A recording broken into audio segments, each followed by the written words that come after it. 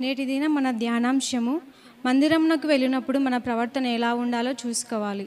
మొదటగా మనం దేవుని మందిరమునకు వెళ్ళినప్పుడు మన ప్రవర్తన ఎలా ఉండాలో చూసుకోవాలి. అలాగే మన వేషధారణ మన అలవాట్లు ఇవి మందిరంకి వెళ్ళినప్పుడు ఎలా ఉండాలో చూసుకోవాలి. ఒకవేళ ఇవి బాగలేకుంటే మనం వాటిని మార్చుకోవాలి.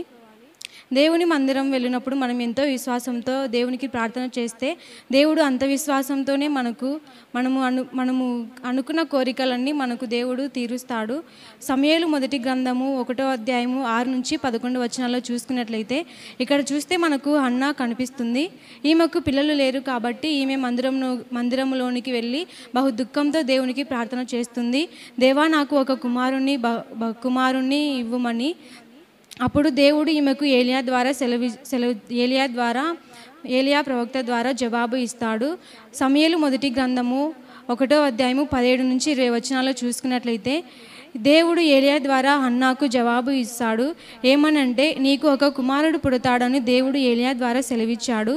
ఈమె మందిరమునకు వెళ్ళి బహు దుఃఖంతో ఏడ్చుచు, దేవా, నాకు ఒక కుమారుని దయచేయమని బహువేదనతో అడిగింది.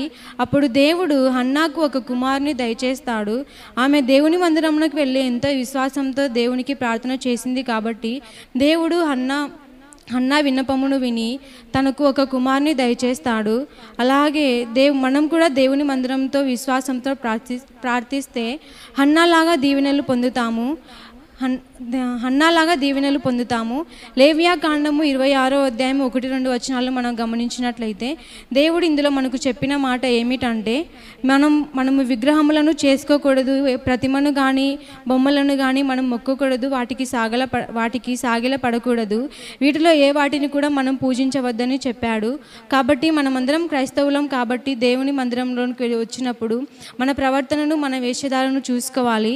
అలాగే ఏ విగ్రహాలను కూడా పూజించకూడదు. ఏ విగ్రహాలను కూడా పూజించకూడదు. దేవుడు నియమించిన విశ్రాంతి దినము మనము ఆచరించాలి. విగ్రహారాలను చేయకుండా, వాటిని పూజించకుండా దేవుని పరిశుద్ధ ఆలయంలో మనం ఉండాలి.